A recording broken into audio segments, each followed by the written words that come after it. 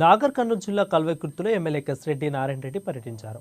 Machine Bhagiratha విద్యుత్ శాఖ పంచాయతీరాజ్ శాఖ అధికారులతో ఏర్పాటు చేసిన రివ్యూ మీటింగులో పాల్గొని కల్వకుర్తి నియోజకవర్గంలోని రోడ్ల అభివృద్ధి కోసం 91.50 కోట్లను మంజూరు చేశారు ఎమ్మెల్యే కసిరెడ్డి మేఘారెడ్డి.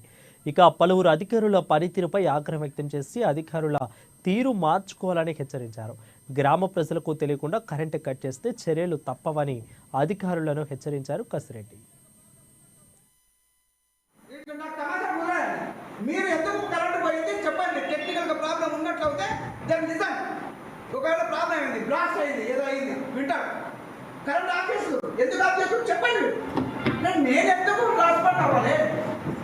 నా శాలరీ నేను తీసుకుని నా పని చేస్తున్నా. Your salary your drawing every month.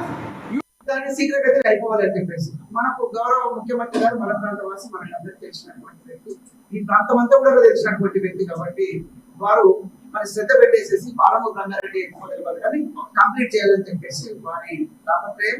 మరి దానికి నేను బహుశా అనుకుంటున్నా 100% అది తొందరగానే అతి త్వరగా నేనైతే టైం అని పెట్టకున్నాం కదా, వారికి ఉన్నటువంటి ఇంట్రెస్ట్ కావచ్చు.